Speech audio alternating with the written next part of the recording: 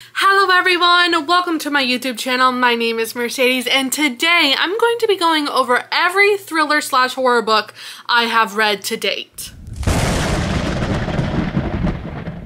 As you may or may not know, it is spooky season and there's something so satisfying about reading a good thriller slash horror book during spooky season. Matter of fact, my October TBR is filled with mostly thriller or horror. I don't know if you guys are seasonal readers, but I feel like I am on top of being a mood reader because I feel like fall, winter time, I'm reading more thriller, horror, fantasy, and in spring, summer, I'm reading more romance. With that in mind, I thought it would be fun to share with you every single thriller or horror book I have read. Now, I have just recently started to get more into horror, so I don't have too many horror recommendations, but I do have a lot of thriller books. In front of me, I have a total of 40 thriller books I have read in my lifetime. There are a few books that I don't have the physical copy of. I think it's only like 2 or 3 that I have read on Audible and I haven't yet purchased the book, so we'll make it 43 thriller books I have read. I have a pile of books that are 5 stars, I have a pile of books that I DNF'd or really didn't enjoy, and I have a pile of books that I would recommend and had a good time while I was reading them, but they don't quite make it into my 5-star reads, but they still are good and I would recommend them. I don't want this intro to be too long because I have a lot of books that I need to get through and I don't want this video to be an hour long, so let's go ahead and get into all of the books I have read. I grabbed the stack that was closest to me and it actually happens to be all of the Freida McFadden books I have read. The book I couldn't find is The Teacher. I own that book. For a while it sat up here and now I have no idea where I put it. I can't find it on my bookshelves. I can't find it anywhere. So these are all of the Freida McFadden books I've read, including The Teacher. We're going to use our imaginations and we're going to include it here right now. I think Freida McFadden is a really good place to start if you're looking to get into thriller. Recently, I haven't been enjoying her books as much as I once did when I first read them, and that really happened after I read one of her newest releases, When the Housemaid is Watching. This book was just genuinely so bad and I was kind of really disappointed in it and it felt like a money grab, and I don't know, I don't love the idea of that. My favorite book by Freida McFadden is Never Lie. This book is such a good time and I really enjoyed The Housemaids. These two are probably my favorite Freida McFadden book. Every other Freida McFadden book just feels very cookie cutter. It feels like she has a structure, she's going to stick to it. Sometimes her twists piss me off because they literally make no sense and it's hard for my brain to grasp why.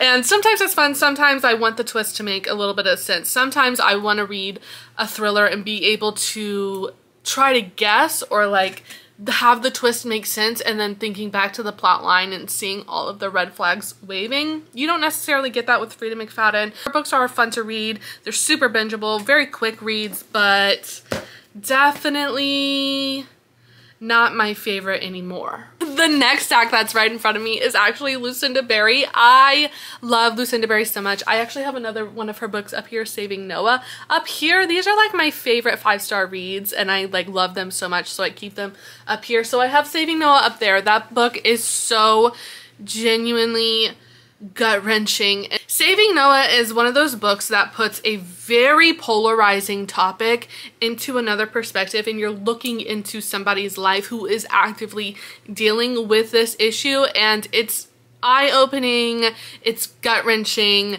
I sobbed like a baby, and these are all of the other Lucinda Berry books I have read. I have loved every Lucinda Berry book I have read. The Perfect Child and Saving Noah are probably my favorite, like my 5-star reads, and these books are all 4 stars. I have loved every Lucinda Berry book I have read, and if you're looking for a good place to start, I actually did an interview with Lucinda Berry over on TikTok Live a few weeks ago, and she says you can start anywhere. All of her books cover a different traumatic event essentially, and it's really just whatever you want to read about. This isn't even all of her books. She has a few more books in her backlog that I have not read yet and don't have on my shelves, which what am I doing? Because Lucinda Berry is one of my favorite authors. This next deck of books are books that I have read and I enjoyed and I would recommend. All of these books in this stack are 4 stars. I liked them and I would recommend them. We're going to start with one book that I read recently, and that's Keep It in the Family by John Mars. This is definitely very twisty and turny. It's one of those books that just keeps giving. I did find it to be slightly predictable, but it was still a fun and engaging read. In my classic review fashion, I don't like to go too much into the plot line with any of these books because I like to go into my books blind, and most of the time I review my books based on vibes and how I felt when I was reading them. And if you want to know a little bit more about the book, then I feel like it's your option if you want to read the synopsis. Most of the time I don't read synopsis, so I review books and recommend books based on vibes. So I'm going to continue to do that throughout this video. Next we have That's Not My Name by Megan Lowley. This is about a girl who got kidnapped, and the only one who is fighting to find her is her ex-boyfriend, who also happens to be the main suspect in her kidnapping. It is just so good, and it's definitely a quick read also. Next we have Here Lies a Vengeful Bitch by Cody Crowley. This is so unique. This kind of gives Jennifer Body vibes, and the main female character is no longer with us. And what's unique about it is that she's still interacting with the real world. Like, people can still see her, she's still talking to people, and she's trying to figure out what happened to her leading up to her unaliving, and she's also trying to get revenge. And the main female character in this book is kind of unlikable, but in the best way. Like, she doesn't care about your feelings, she doesn't care what you think, she's gonna say and do whatever she wants. And sometimes I love that. Next we have Confessions, and I don't want to butcher this author's name. I genuinely thought this book was really good. I almost gave it 5 stars. The ending was the reason I didn't give it 5 stars because I felt like it just was dragging a little bit, but this is one of those books that shows you the domino effect of what happens when you actually get revenge. I loved seeing why the main character got her revenge and then how it affected not only the person that she got the revenge on, but the family and friends surrounding those people. And I just thought this was just so eye-opening. Next we have Pen Pal by Danthan Arbitral, and this is one of the first thriller books I have read, and it was just so unsettling. This book is about an adult who's looking back on events that happened in his childhood and realizing that that was not okay, and also piecing together something that has happened in his adulthood. I remember when I was reading this book that I couldn't help but put myself in the main character's shoes. Like, if I was going through what he was going through, that would be absolutely insane, and I would be so scared. I remember really enjoying this when I was reading it, and it's weird to say that I enjoyed it because I was really covering my face, reading in between my fingers, on the edge of my seat, clutching my pearls, but that's what makes a thriller book good, you know? Oh, Tender is the Flesh by Augustina Bazterrica. This is a tough read. It's a very tough read. I didn't read the synopsis, and this is one of those books that I feel like I wish I would have. By the end of the first chapter, I think you understand what's happening in this book. This is a dystopian horror novel, and you're following along the main male character, and you're kind of on the journey with him of like, what would you do if this was your reality? And you kind of feel for him. And I don't want to say anything else because I don't want to spoil anything about it, but the ending, oh my god, you ever just want to rip a book in half? That's how I felt by the end of this book, and I don't know how to rate it, and this book scarred me a little bit. Talking about being scarred, Playground by Erin Beauregard. This is a horror book, and it's genuinely so disgusting. Like, Erin Beauregard chose violence with this one because his descriptions all throughout this book was so disgusting. disgusting, and it shows the power of your adjectives. The way you describe something really changes the experience for the reader, and he chose the nastiest way to describe everything that was happening in this book. It's gory, it's bloody, it's unsettling, it just... Next we have Seed by Anaya Alborn. This is another horror book. This is about a demon that is possessing a family, and it's scary. It's scary. In my opinion, ghost fiction, ghost horror is the scariest and most unsettling for me. And I don't know why, because I don't even necessarily believe in ghosts, but there's something about reading it and like, because it defies the rules of reality. I need a second book. Do I need a second book actually? Now that I think about it, maybe not, because what's happening here? But the ending, it's a tough one. This doesn't have a happy ending. And I don't know if that's a spoiler, but yeah. Next we have A Good Girl's Guide to Murder by Holly Jackson. I did enjoy this book, but I did find it to be for younger people, in my opinion. I feel like if I was like 15, 16, 17, I probably would have really enjoyed this book. I liked it and I thought the plot was really good, but I just didn't love it. I have another Holly Jackson book, which is 5 Survive, and I feel the same way about this one. I feel like if I was 15, 16, 17, I probably would have really liked this book. I thought the plot was good, but didn't love it. Local Woman Missing by Mary Kubica. I thought this book was really slow. Like it was really slow and I had no idea what was going on. I mean, I knew what was going on, but I didn't know where it was going. And I was like, there was points in this book where I was like, can we get to the damn point, please? And thank you. But the ending was really shocking. The ending is what really tied it all together. Like, I feel like you have to get through all of this to get to here. So this book is about a mother and daughter who've gone missing, and it goes from the past and the present, the past, everything leading up to the missing people. In the future, it's all the friends and family members trying to recover and heal from the past events. This one's good. It's good. Not my favorite. A little long, but the ending is what tied this one together for me. Ghost Eater by Clay McCloy Chapman. Now, when I look at this book, I think it's going to be super scary. And it definitely has some unsettling moments within the plot, but overall, I actually think this book is a 3-star for me. I'm pretty sure, or a 3.5 star. This book deals with loss and addiction and grief. What I really enjoyed about the writing style of this book is that it is chaotic, and I feel like the writing translates to how the main female character was feeling in her head. Like, she was so scatterbrained, like she's in the midst of her grief, like fresh grief. And the way the writing was really reflected how scrambled she was in her head. There is a certain plot line within this book that I just didn't care for. I felt this book had a lot of different plot lines, and I wish there was one plot line that would have been stuck to the most. It was okay. It was okay. It was alright. I feel like that book was a good transition into the next pile of books that I have in front of me, which are books that I did not like. I either DNF'd them or finished them and hated them by the end of them.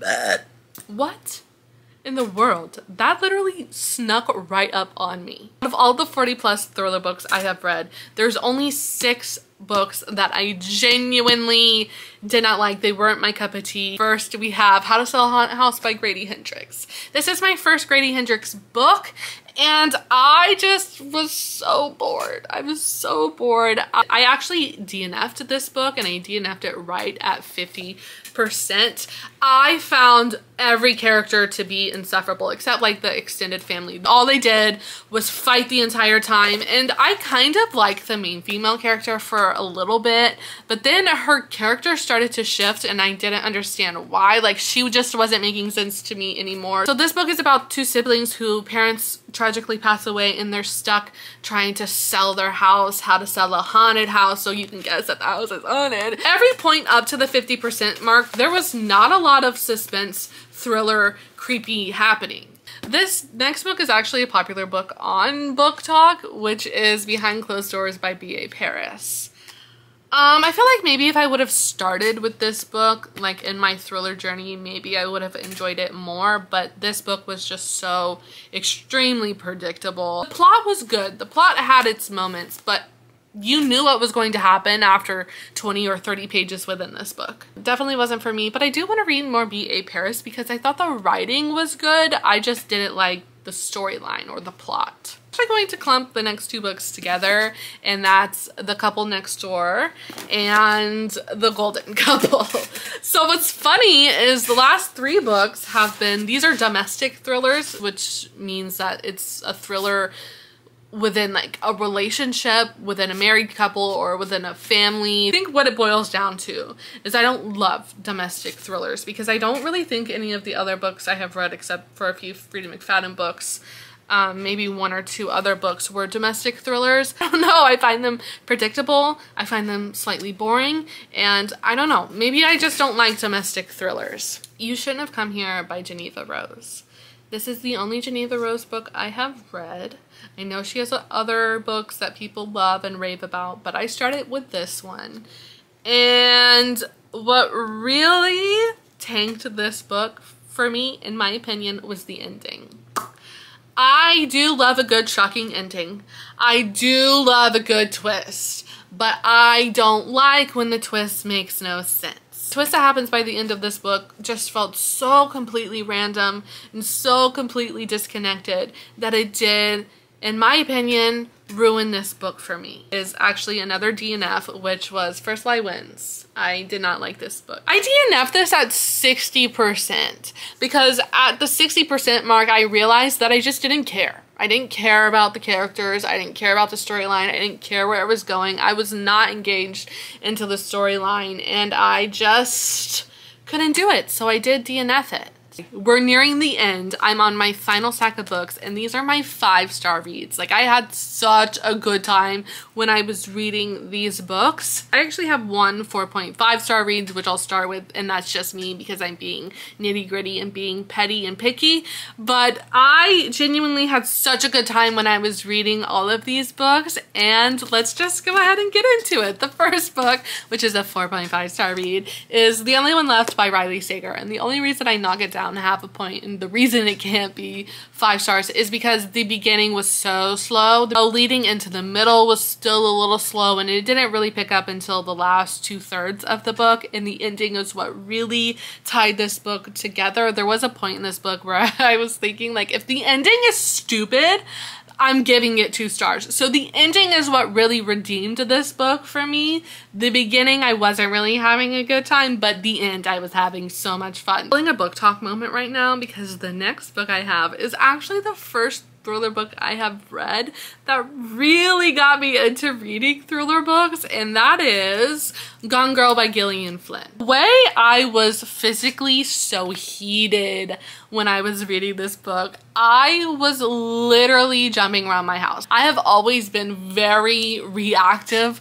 when I'm reading my books, and this was one of those books where my face was red, I was sweating, I was pacing around my house, and this is what made me fall in love with thrillers. Next we have You Seen Sarah Baker by T.A. Cruz. This is such a good time, and this is one of those books that if you want to feel like a detective, if you want to see if you can piece together what's happening in the book, I even had like a little murder board that I was like following along when I was reading this book. That's how invested I was. Every part of this book was just so satisfying from the beginning to the end. I felt like everything made sense, and I don't know, I love this book so much I gave it 5 stars.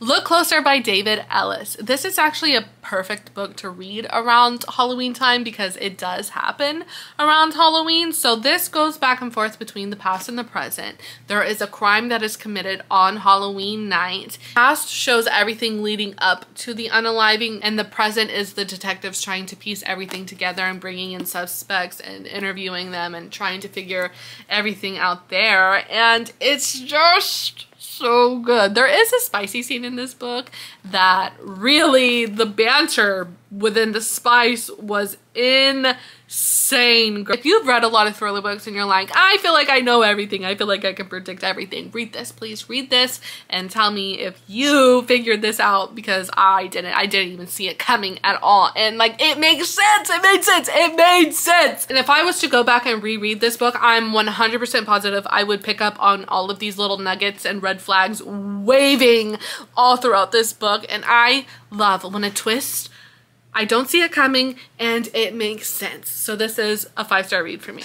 Stolen Tongues by Felix Blackwell. Ooh, this book is so creepy. It's so creepy. It is a ghost horror fiction, so it does revolve around spooky paranormal stuff, and it is just, oh, my adrenaline was pumping when I read this one. I binged it. When I started it, when I started this book, I was like, I'm just gonna read the first chapter to see if this is what I'm into, and the next thing you know, it's 1 a.m. in the morning and I finished the book.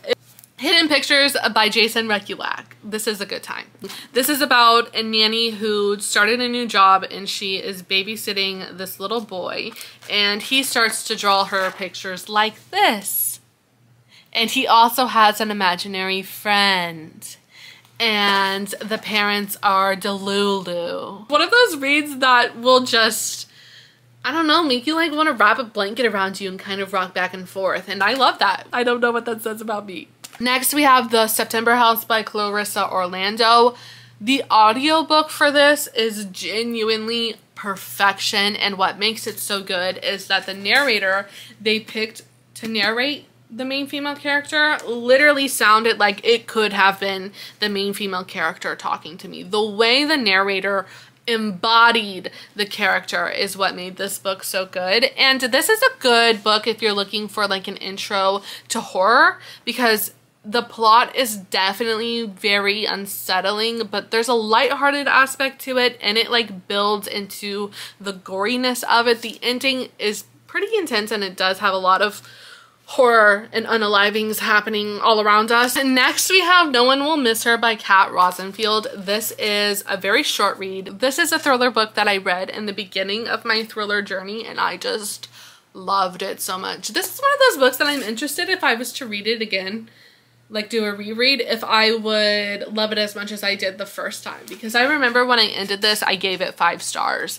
And I don't know if that's because it's one of the first thriller books that I read, or if it's because it's like a really good book. I feel that way about a lot of 5-star books that I have. If I was to reread them again, would I love it just as much? We've made it down to the very last book, which is Listen for the Lie by Amy Tintera.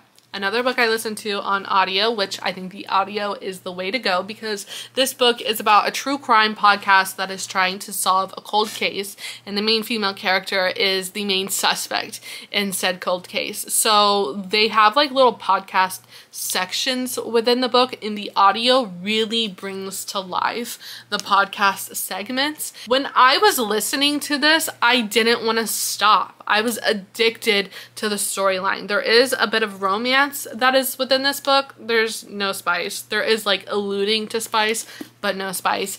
And the ending is just so satisfying. Woo, girl, have I been yapping. But that is every thriller book I have read, except the ones that I have only on audio. Damn, I'm just gonna list them off real quick, which is Behind Closed Doors.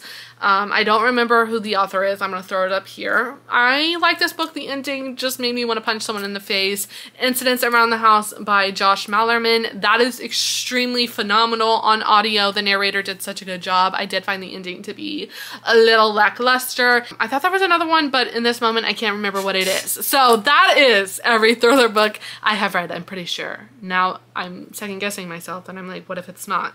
What if it's not? You know what? Oh well. What does your October TBR look like? Are we seasonal readers? Are you planning on reading a lot of thrillers during your October time? I am, girl. At least in this moment, I am. Being a mood reader, it could change any moment, but right now I feel like, you know, it's spooky season. I like to read a lot of thriller or horror books around spooky season. Also, October is a bit of a bittersweet month for me. I do have a lot of things planned for October whenever it comes to my YouTube channel. You know how people do a 12 days of Christmas? I want to do a 12 days of Halloween, and I'm really excited about that. I feel like I am going to need a little bit of a distraction this month, and I will just say that's because my son's birthday is October 12th, and it will be the first birthday that we are celebrating after his passing. So that does lie a little heavy on my heart, and I do have that in the back of my head. As much as I am excited to celebrate Halloween and spooky season, I am kind of dreading one day in October because I know it's going to be so damn hard. I was actually thinking the other day, like, oh, the weather's cooling down. Why do I care? I don't go outside. I don't go outside. The only time I go outside is when I'm like walking to my car or walking into the store, which I want to change that. I was kind of down bad this summer, okay? I'm not gonna lie. It was so hot outside and I hate being super hot. But like, I don't have any hiking trails around me, and I'm not going to just go sit at a park. I'm not gonna do that. I'm sorry, girl. So what do I do? What do I just go outside and sit in the sun? I'll have a picnic? What do people do outside? Have you guys read any of these books? Do you guys want to read any of these books? What is your October TBR looking like? That is all I have for you guys today. Thank you so much for watching my video. Can't wait to see you next time. Okay, bye. Love you.